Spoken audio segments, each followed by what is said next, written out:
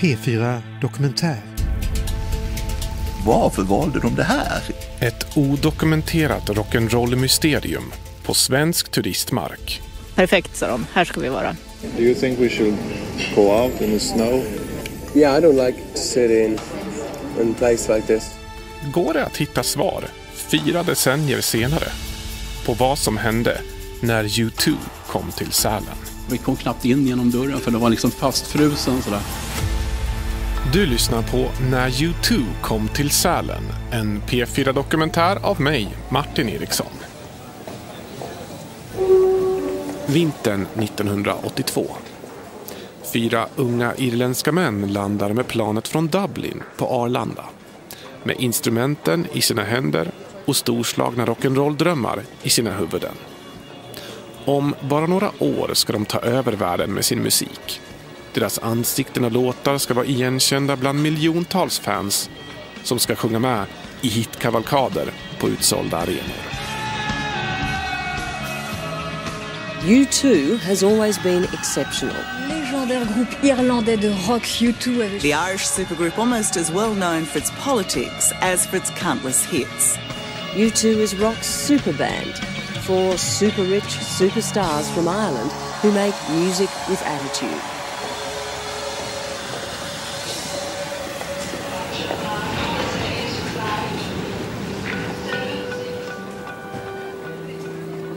Men nu, när vår historia tar sin början, i mitten av december 1982, kan U2 fortfarande gå som 4 vanliga män i en ankomsthall på en svensk flygplats utan att omgivningen reagerar nämnvärt på det. Men det där ska det ju som sagt bli ändring på. Och att ett sånt här världsband har varit i lilla Sälen i Dalarna i Sverige av alla ställen för att spela in en musikvideo till singeln New Year's Day, det borde ju vara ganska så väl dokumenterat av rock'n'roll-historikerna, kan man tänka. Men så är det inte, och bland de många och hängivna U2-fansen undras det än idag om hur det gick till vid inspelningen av denna vintriga och kalla video, som nästan lika gärna skulle kunna vara filmad i typ Alperna eller på någon glaciär någonstans. Ska vi se här. New Year's Day Video U2. Så vi börjar väl med att kolla på själva videon för att få lite ledtrådar. Då kickar vi igång ljudet här då. Hoppas att ni hör, för mina högtalare på min dator är inte superba, men ni ska nog höra låten bakom här. Först ut, flygbilder över ett vintrigt landskap. Sen 4 stycken ryttare som kommer ridande mellan trästammarna med en sol bakom sig. De har instrument på sina ryggar och vita fredsflaggor fastsatta på... också på ryggarna ser det ut som. De rider fram mellan träden här. Vacker solnedgång eller soluppgång i bakgrunden är det. Fler flygbilder. Någon måste ha kört ett flygplan eller en helikopter kanske. Och hjälpt filmteamet. Nu ser vi bandet för första gången.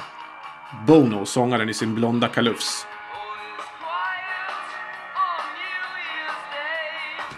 Sjunger låten här, och han är överlägset sämst klädd av alla bandmedlemmarna. De andra, The Edge, Larry Mullen Jr. och Adam Clayton, är mycket mer påpälsade än Bono.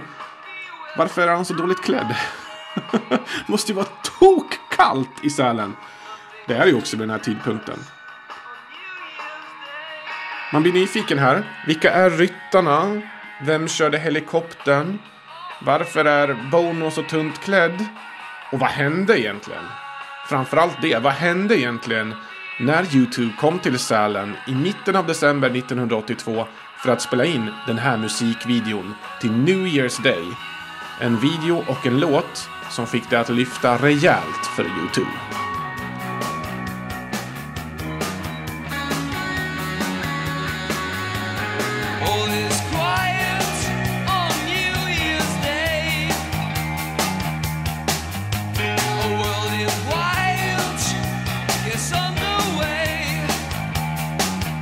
Jag ber en kompis i Sälen att höra sig för om vem som kan tänkas veta något om U2s äventyr i Sälen. Eller eventuellt kanske till och med har varit med på själva videoinspelningen.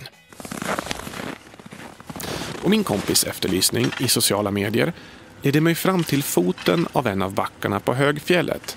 där jag stämt träff med en man som tydligen ska veta en del. Vem är du och vad har du för hund? Jag heter Lennart Doverstam och jag har en brun flätcoat retriever tik. Ja, vad busig hon var. Ja, det är hon. Vad heter hon? Hon heter Iris. Ja, idag har Lennart Doverstam passerat 60-strecket. Men samtidigt som U2 landar i storstan 1982 så går den då 24-årige Lennart runt bland skidliftarna i Sälen och gör i ordning för högsäsongen. Det här var ju försäsong. Det var ju december. Inget folk uppe vad jag kan minnas. Och det var ju det att vi var uppe och förberedde vintersäsongen. För att vi skulle ju driva skidskolan hela vintern. Lennart är skidskolelärare vid den här tiden och lär turister i stenmarksmössor och tidstypiska färgglada overaller att susa obehindrat nerför backarna. Den här backen har jag åkt några tusen gånger upp och ner för. Men inom kort ska Lennarts blickar riktas upp mot skyn istället. Och hans ögon ska få annat att analysera än slalomåkande turisters skidteknik.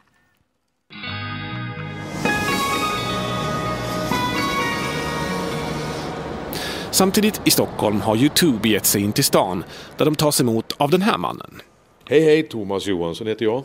Konsertarrangören Thomas Johansson på EMA Telstar blir bandets kontaktperson kan man säga när de börjar komma till Sverige i begynnelsen av 80-talet. Och Thomas, han minns U2 från den här tiden. De var ju första gången egentligen de spelade på riktigt utanför England och Irland. Och deras manager Paul McGuinness kände jag rätt väl för han var manager för ett irländskt folkband som heter Spud och bodde här i Sverige. Och då lärde vi känna bandet rätt väl. Jag menar, de bar ju själva sina instrument. Det var ju bara de fyra, en turnéledare, ljudtekniker som fortfarande är med dem faktiskt. Och McGuinness och jag och en kille från mitt kontor till. På kvällen onsdagen den 15 december 1982 så ska U2 spela på Konserthuset i Stockholm. Det är bestämt. Men innan dess ska bandet skickas iväg över dagen 40 mil norrut till Sälen i norra Dalarna för videoinspelningen till New Year's Day då. Thomas får i uppdrag att hjälpa bandet med lite rekvisita innan de åker iväg. Jag tror vi också låna ut någon gitarr till dem och lite grejer. Jag tror till och med också att vi låna ut eller fixa lite kläder för det var kallt där. Sen behövde Larry Mullen Jr. låna en virvelkagge. Ordnade vi det. Och sen så var det lite andra grejer de skulle ha. Då hade de ju inte pengar riktigt till tågbiljetter. Ordnade vi det. Och så ni lånade ut pengar till tågresan? Hade de inte cash själva? Nej, inte så mycket pengar hade de. Och inte som de hade inte några grejer och kunde inte låna. Nej, men så hjälpte de med allt det här. När U2 sätter sig på tåget till Dalarna så har redan ett litet inspelningsteam för musikvideon anlänt till ett smällkallt Sälen för att förbereda inspelningen. Jag hade hört talas om U2 men det var inte någon, de var liksom väldigt nya. Det här var ju nästan 40 år sedan, 82 år. SMHIs mätstation noterar hela 26 minusgrader för den dag då produktionsledaren för musikvideoteamet, Ralf Karlsson och de andra kommer till byn. Vi radade ihop ett gäng med team och sådär och sen åkte vi upp och jag tänkte så här, vi har ett team, vi har folk här som ska vara med, vi är 10 stycken någonstans. Var ska vi bo någonstans? Då ringde jag till Högfjällshotellet och de hade fullbokat. Så hur hittar man då med kort varsel ett boende i Sälen mitt i den kalla vintern? Jo, om man heter Ralf Karlsson så ringer man en vän som man vet har en sommarstuga i Sälen. Så att, och då kom jag på den här goda vännen då, så att han hade det här. Så då kontaktade jag honom och sa att ja, men vi hyr ju inte ut på vintern. Ja, men kan inte göra ett undantag där? Alltså vi betalar bra liksom så. Ja, jo, men så följde han med upp då och kom dit då och vi öppnade dörren. Vi kom knappt in genom dörren för det var liksom fastfrusen sådär. Första natten var katastrof för att när vi kom dit så var det minus 3 grader inne i själva den här värmepannan hade gått sönder. Minus 3 grader? Minus 3 grader. Så vi satt hela natten och ingen som sov utan bara elda i kaminen och höll oss vakna. Det var ingen som klarade av att sova i den här kylan. Då såg inte teamet inte särskilt glada ut, det kan jag säga. Vad gör ni då? Det var bara elda i alla öppna spisar och sånt där och försöka hålla igång på natten. Och så spelade vi låten väldigt mycket för att alla skulle liksom känna till den. Så där i stugan så är det New Year's Day som håller er varma på något vis? Ja, det var New Year's Day som höll oss varma, det stämmer bra. På inspelningsdagen i december 1982, samtidigt som det yrvakna filmteamet gör sig redo uppe på fjället, så är U2 på väg till Sälen genom det allt vintrigare svenska landskapet för musikvideoinspelning till kommande singeln New Year's Day. Så mycket vet vi ju nu. Men alltså, tågen från Stockholm, de går ju inte ända upp till Sälenfjällen. Varken idag eller på den här tiden, så någonstans måste Bono och kompani ha klivit av för vidare transport. Frågan är bara, var? En som kanske kan sitta inne på mer information om det här ska tydligen vara Sälenbon och U2-fanet Jonas Persson. I många år har han funderat på vad som egentligen hände när bandet kom till trakten. Och det har han gjort utan att få några direkta svar. Under mina år här så vill jag berätta att det kanske för 30-40 personer då att vet att det var här de spelade in filmen. Och de flesta vet ju inte det. Där skulle jag vilja ställa frågan till dig, liksom, varför valde de det här? Liksom det är märkligt. Det hoppas jag att du kommer komma till fakta med.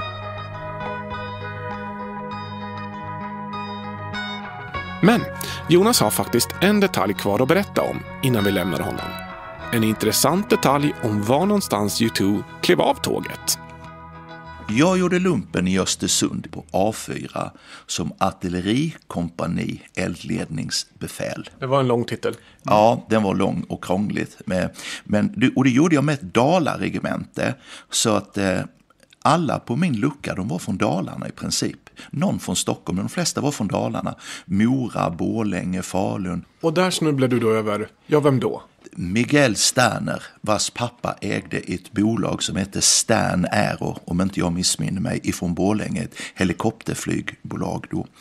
Och jag kommer ihåg när vi träffades en söndag kväll efter att ha varit hemma, så berättade han att pappa har flugit runt med ett popband som har gjort en video i Sälen.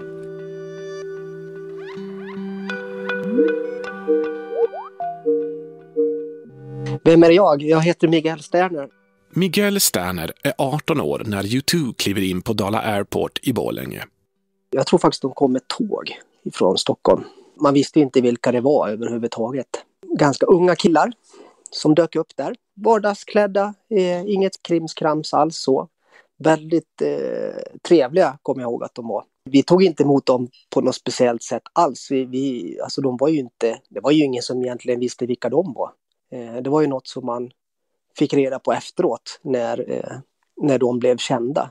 Hade man vetat om innan vilka de skulle bli, hur kända de skulle bli, så skulle man nog ha varit lite mer nervös.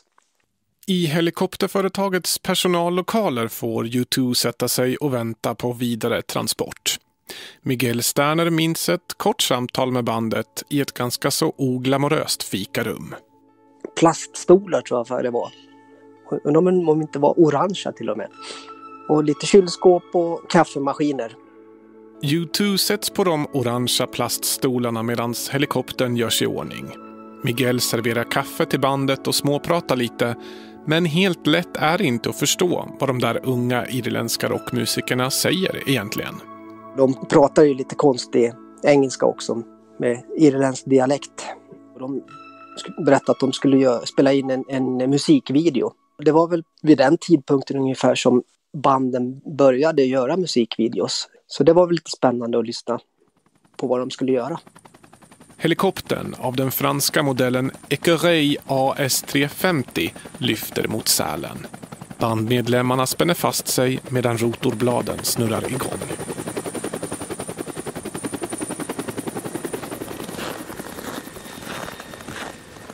I Sälen går skidläraren Lennart Doverstam på helspänn och blickar mot himlen. Lennart har fått ett samtal från sin barndomskompis, musikvideoteamets produktionsledare Ralf Karlsson. Han skulle komma upp och göra en produktion med U2. Som undrar om Lennart kanske kan vara med och se till att allt går rätt till när U2 landar med sin helikopter på fjället. Och för musikintresserade Lennart är det här en rätt stor grej. Då vart man ju liksom sådär lite imponerad. Du kände till dem? Ja, det gjorde man. Plötsligt hör Lennart hur en helikopter kommer närmre och närmre. Och till slut ser han den också, mellan molnen. Det var en vinterdag i december, mycket snö. Rätt vad det är så bara hör man att det kommer en helikopter och sen så landar den. Precis som man säger här framme på planen. Här var ju entrén till den gamla shoppen. Och här hade vi skidskolereceptionen. Och just här, den här liften fanns inte på den tiden. Utan mitt på plan här landade helikoptern. Jag var där och tog emot dem.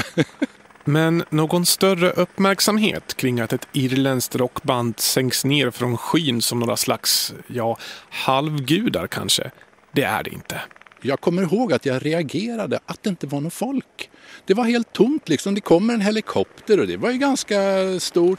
Och sen så kommer ändå ett världsband. Och det är några personer bara som är där och tar emot. Det var ingen uppståndelse. Inte alls.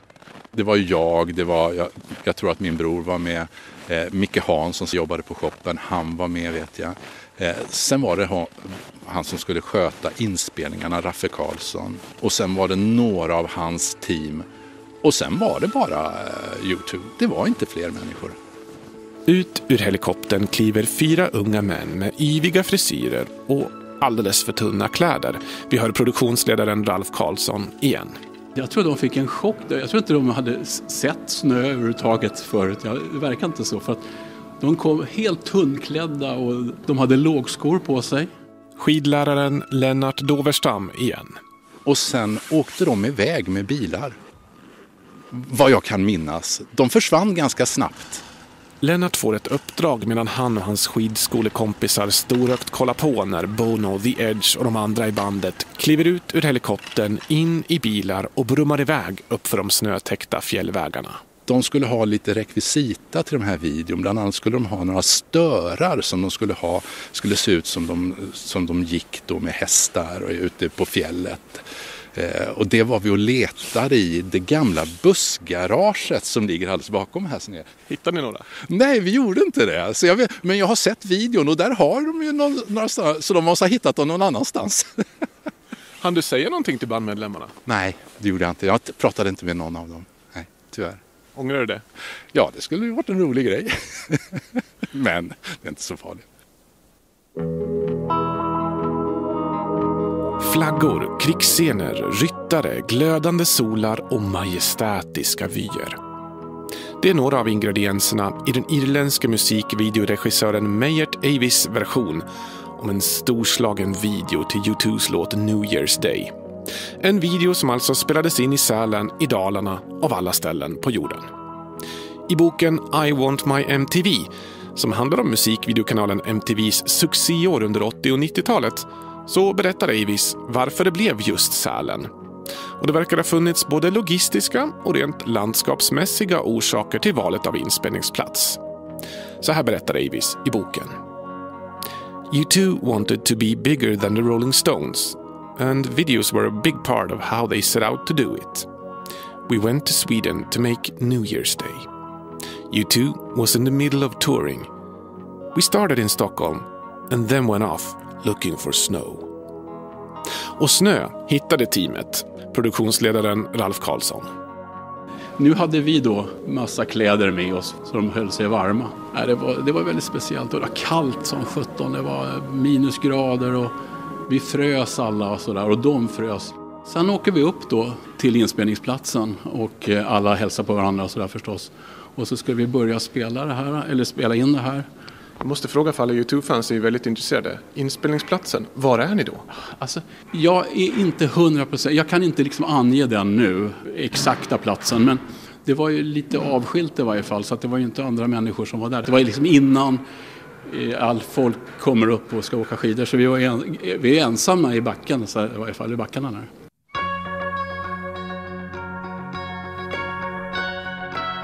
Uppe på fjället ställs det på tok för tunt klädda bandet och teamet i decimeter djup snö. Kylan och den korta vinterdagen med solnedgång runt 15-tiden gör att man måste jobba snabbt för att hinna filma alla tänkta scener med bandet. U2 kläs snabbt på i sina krigaraktiga munderingar, kamerorna slås på, inspelningslamporna lyser, allt verkar vara redo. Och då ställer vi upp till kameror och allting och sen har då ljudtekniken glömt playbackbandet.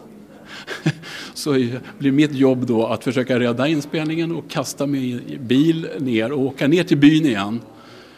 Sen kanske en kvart därifrån och försöka hämta det här playbackbandet. Och playbackbandet, det är alltså bandet med musik på det som bandet ska mima till? Exakt. Och på vägen ner så kör jag lite för fort så jag håller på att liksom köra av vägen. Och då börjar jag känna, det här är inte bra. Ska jag riskera mitt eget liv för en musikinspelning liksom? Nej, så då tog jag lite lugnare. Men jag hämtade bandet i varje fall och vi åkte upp igen då. Och sen satt vi inne där och sen började vi spela in. När kassettbandet är på plats och inkopplat till högtalaranläggningen ute på fjället efter Ralfs vansinnesfärd på fjällvägarna så kan till sist själva musikvideoinspelningen dra igång. Och då är det inte bara kläder eller eldar som används för att hålla temperaturen uppe. För att hålla värmen så drack det väldigt mycket Black Bushmill whisky som man hade i lådvis med sig i bandet. Och det behövde de nog hålla värmen där uppe. Ja, det är viktigt att hålla värmen. Ja. Videoinspelningen är inte helt problemfri. Sångaren Bono vill tvärt emot de andra bandmedlemmarna inte ha på sig någon mössa i kylan och han gör sitt bästa för att mima med i texten. Men gitarristen The Edge noterar att Bonos mun liksom blir allt mer stelfrusen för varje minut som går. Och produktionsledaren Ralf försöker samtidigt se till att allt flyter på så smidigt det bara nu kan när inspelningsplatsen är ett tokkallt fjäll med mängder av snö och en och annan oväntad gäst. En rolig grej hände när vi stod där och de var ju liksom uppe på toppen på den här fjället då. Och sen var inspelningsteamet då lite längre nedanför backen och filmade upp mot dem. Och då står jag bredvid för att se att ingen annan ska komma in. Och då ser jag en man som kommer på andra sidan bakom dem och liksom skidar upp sådär. Och han ser inte dem överhuvudtaget, den här äldre mannen som kommer med sina liksom löparskidor. Och så plötsligt så sätter musiken igång full fart va. Och alltså hans chock när han ser plötsligt 4 killar stå, spela gitarr och trummor och börja liksom mima till det här. Alltså det var en sak som man inte glömmer i första taget. Det var roligt att se faktiskt. Mitt ute på fjället? Mitt ute på fjället. Så, han fick en chock för livet tror jag.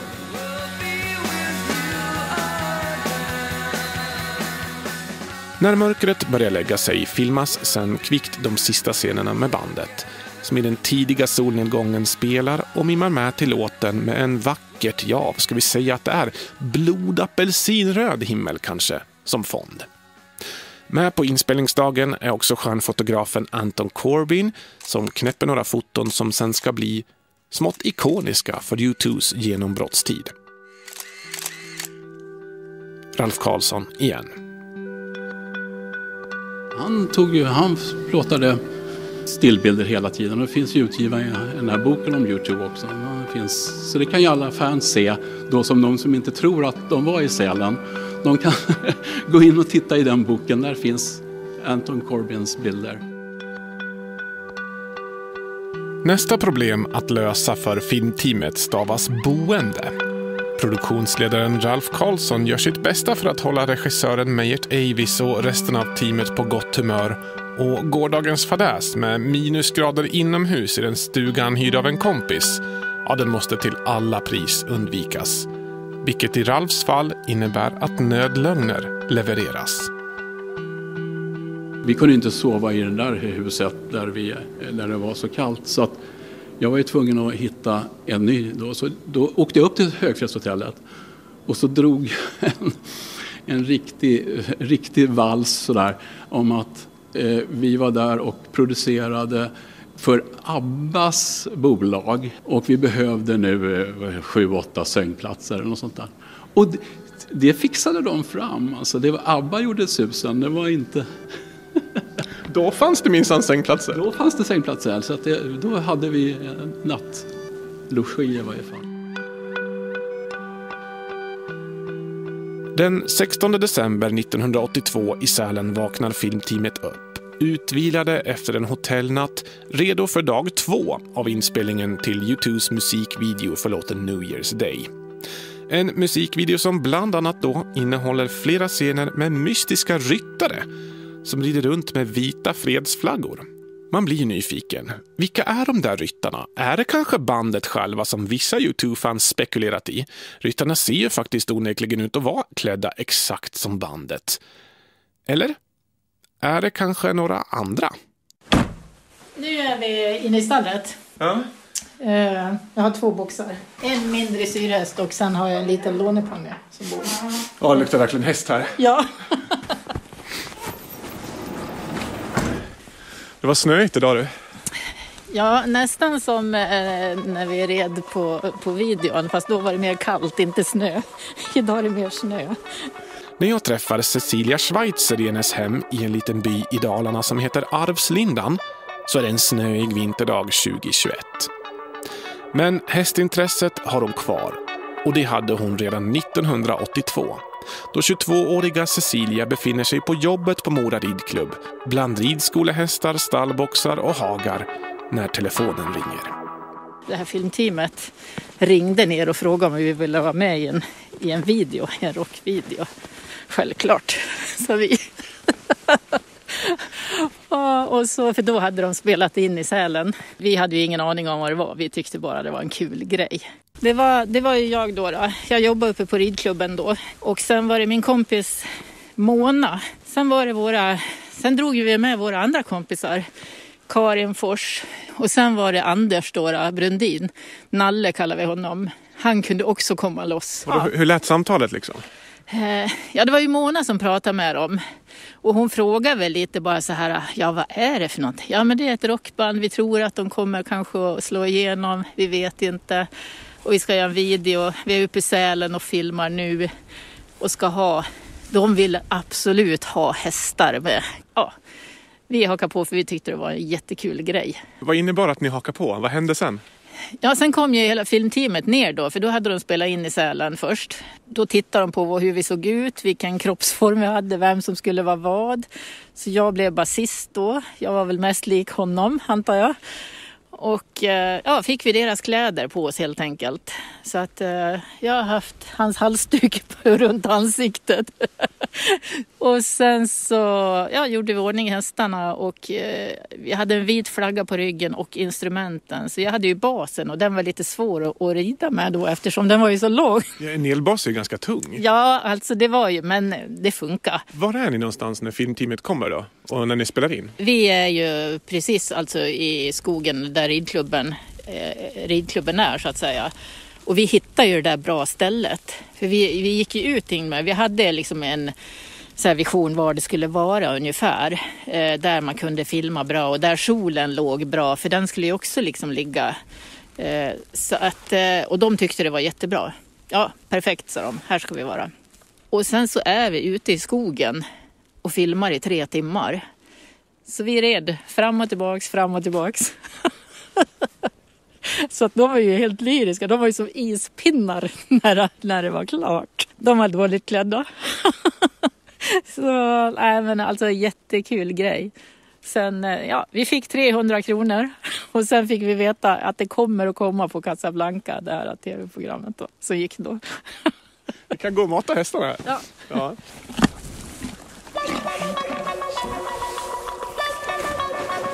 Vad lydiga de var, snälla.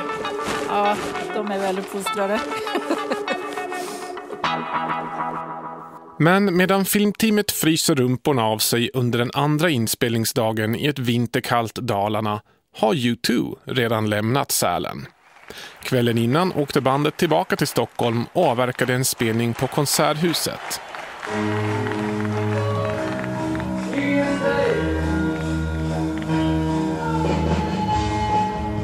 Konsertarrangören Thomas Johansson minns ett fantastiskt gig. Jag kommer ihåg att konserten var väldigt bra. Jag kommer ihåg att Bono kastades ut. Det var ju sittande på konsert, så sittande parkett. Han kastades ut i publikhavet där och de bar omkring honom, vilket man gjorde då, crowdsurfing. Det var en fantastisk konsert. De var övertygade om att de skulle bli stora och det blev de ju.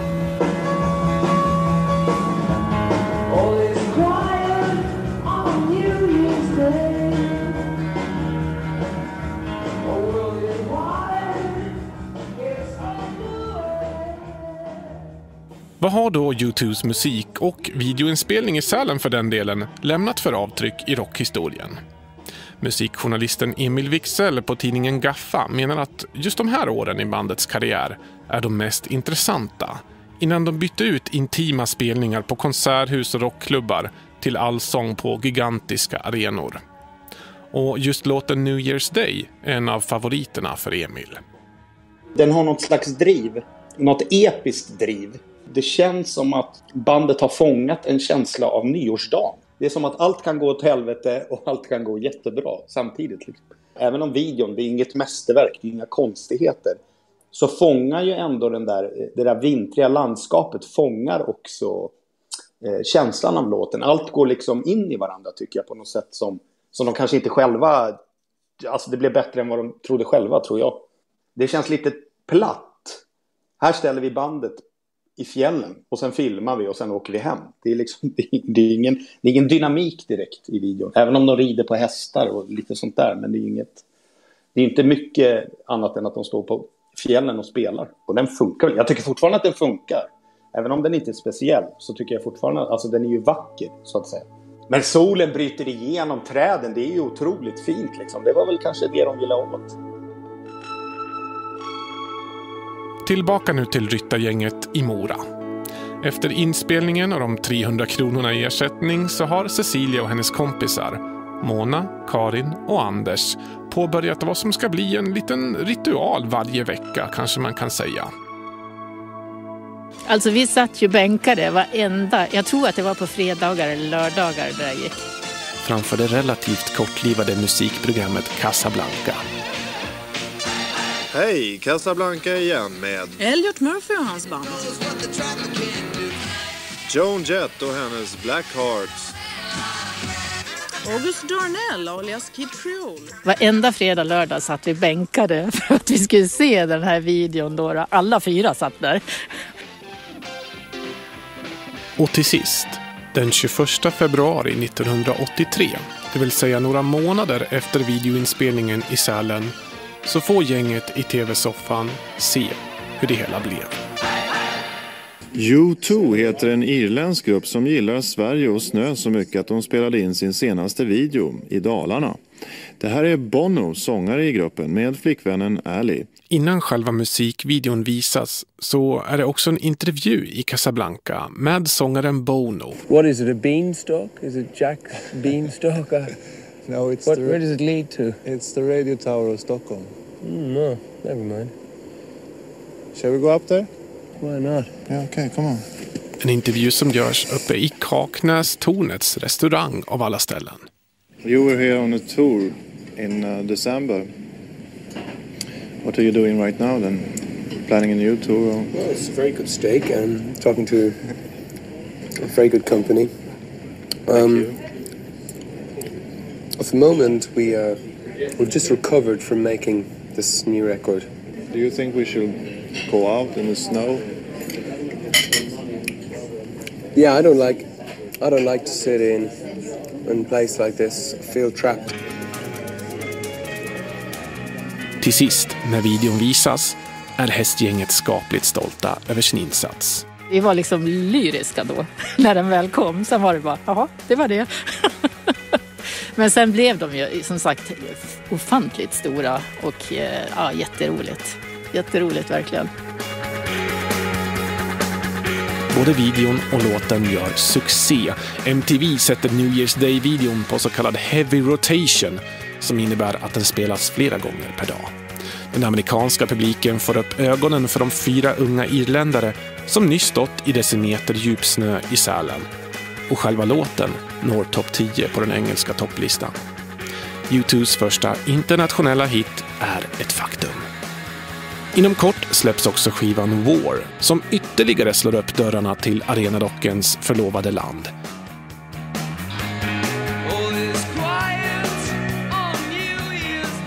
Och vinylskivans konvolut innehåller Anton Corbins bandfotografier från Sälen.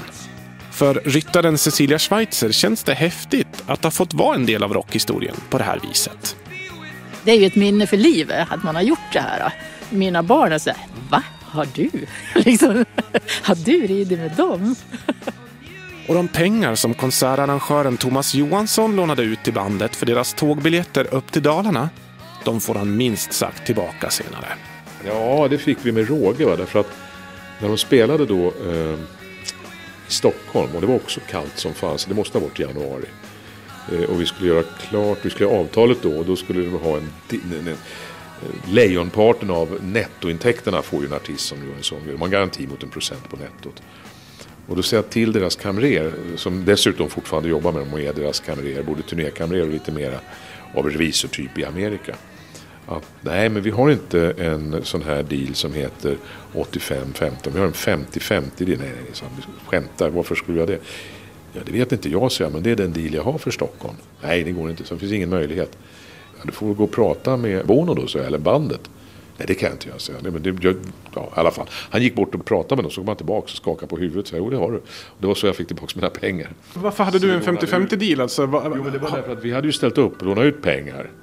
Och ett av de här grejerna, trummor och allt sånt här. Och utan att diskutera eller skriva några papper. Utan, varsågod, här är tågbiljetter. Här är till helikoptern. Här är det här och det här och det här. Och då tyckte de att det var så jävla schysst gjort. Va? Så att då skulle vi ha tillbaka pengarna. Och då fick vi tillbaka pengarna på riktigt.